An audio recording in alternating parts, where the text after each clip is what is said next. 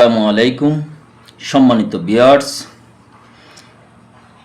আমরা অনেকেই অফিস আদালতে কাজ করি।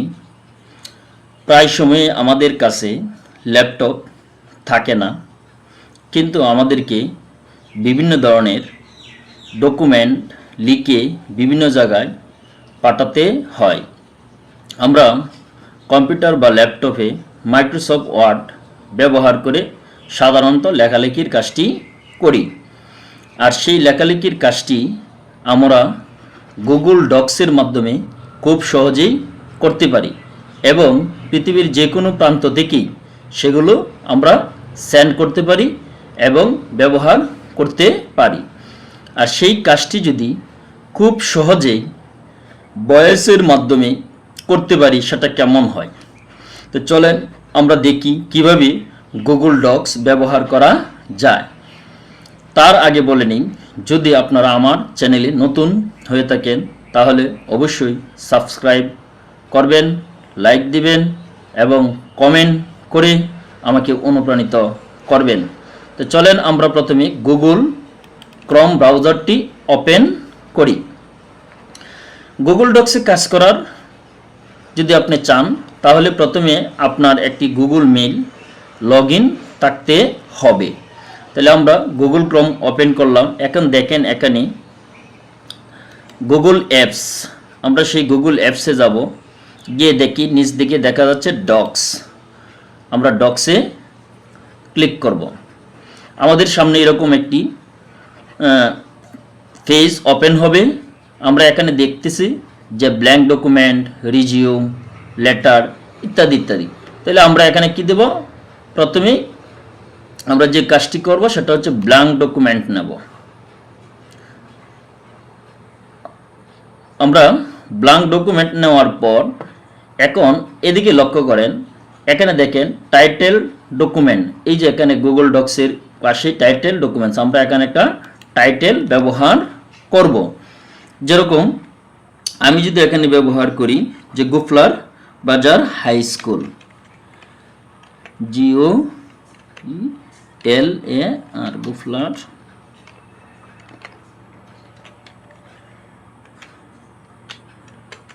বাজার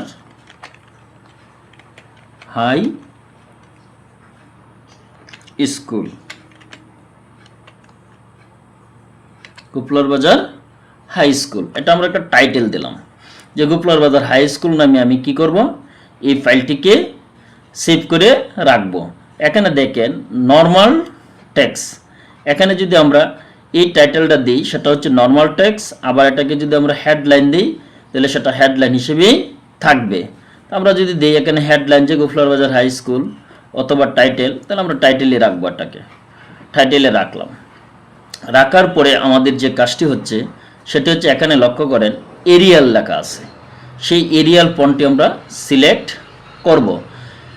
এরিয়াল ফন্টটি সিলেক্ট করার পর দেখেন মোর ফন্ট, এখানে মোর ফন্ট নামে একটি অপশন আছে, মোর ফন্ট। সেই মোর ফন্টে আমরা ক্লিক করব।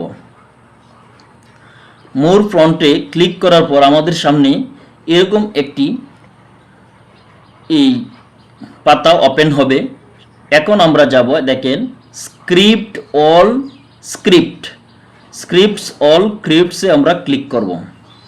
করার পর আমরা যেহেতু বাংলা টাইপ করব তাহলে আমরা এখানে কি লিখব, বেঙ্গলি, এখানে বেঙ্গলিতে টাইপ করব।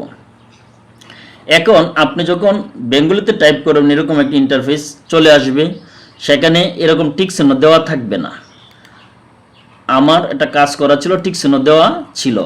আপনারা কি করবেন, এখানে গিয়ে কি করবেন, টিক চিহ্নগুলো দিয়ে নেবেন, সবগুলোতে টিক চিহ্ন দিবেন, সবগুলোতে এভাবে টিক চিহ্ন দিবেন, যতগুলো আছে সবগুলোতে টিক চিহ্ন দিয়ে ওকে বাটনে ক্লিক দিবেন। ওকে হয়ে গেল। এবার আসেন আমরা যাব, এখানে লক্ষ্য করেন টুলস নামে একটি অপশন আছে, আমরা টুলসে যাব। টুলসে যাওয়ার পর নিচের দিকে দেখেন ভয়েস টাইপিং লেখা আছে, ভয়েস টাইপিং। আমরা কি করব, সেই ভয়েস টাইপিংয়ে যাব। যাওয়ার পর আমরা দেখেন এখানে একটি ক্লিক টু স্পিক এই কথাটি আছে, তাহলে আমরা এখানে গিয়ে ক্লিক দেব। যেহেতু আমরা বাংলায় টাইপ করব, তাহলে আমরা এখানে খুঁজে নেব যে বাংলা কোথায় আছে। আমরা একটু নিচের দিকে চলে যাব, নিচের দিকে খুঁজে নেব যে বাংলা কোথায় লেখা আছে। এখানে দেখেন বাংলা ভারত, বাংলা বাংলাদেশ। তাহলে আমরা যেহেতু বাংলাদেশের, তাহলে আমরা দেব কি বাংলা বাংলাদেশ দিয়ে। এখন আমরা এখানে কি করব, ওই যে স্পিক, যে ক্লিক টু স্পিক, সেখানে আমরা ক্লিক দেব। দিলে এরকম আমাদেরকে বলবে যে আমরা কি লিখব। এখানে লক্ষ্য করেন আমি যা বলতেছি সবই লেখা হয়ে যাচ্ছে। আমি যদি বলি যে বাংলাদেশ একটি ছোট দেশ, বাংলাদেশে অনেক নদী আছে, বাংলাদেশের নদীগুলো খুব বেশি প্রশস্ত নয়, কিছু নদী আছে যেগুলো খুবই প্রশস্ত। দাঁড়ি আমরা যদি বলি যে বাংলাদেশের নদীগুলোতে অনেক প্রকারের মাছ পাওয়া যায়, বাংলাদেশে নানা প্রজাতির প্রাণী বাস করে। আমরা এভাবে লিখতেছি, তাহলে অনেকগুলো লেখায় আমরা কি লিখে ফেলেছি, বাংলাদেশে নানা প্রজাতির প্রাণী বাস করে। এই কথাগুলো যদি আমরা লিখি তাহলে দেখেন এরকমভাবে লেখা হয়ে গিয়েছে। আমি অনেক লেখা লিখতেই পারবো, এভাবে কি আমি মুখে বলছি আর লেখা হয়ে গেছে। এখন আপনারা লক্ষ্য করেন যে আমি এটা এখানে কিছু কেটে দিলাম, দিয়ে আবার আমি চাচ্ছি যে কিছু এখানে ইংলিশ লিখব।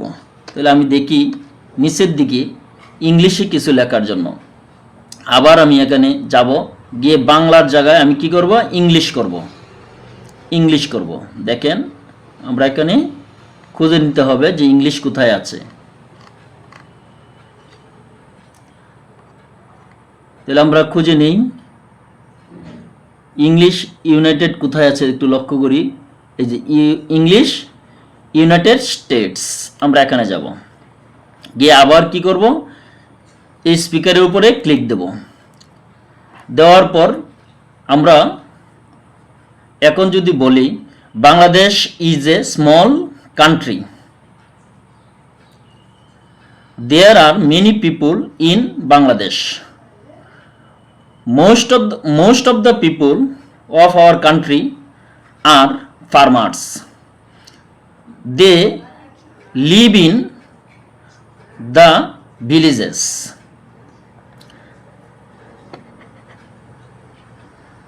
they are hardworking persons। এবার দেখেন চমৎকারভাবে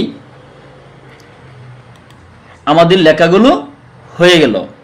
তাহলে আমরা এভাবে কি করতে পারি, বাংলায়ও লিখতে পারি, ইংলিশেও লিখতে পারি। এখন আমি এই লেখাটিকে বড় করতে চাই, এবার আসেন কিছু বাহিরে কাজ করি।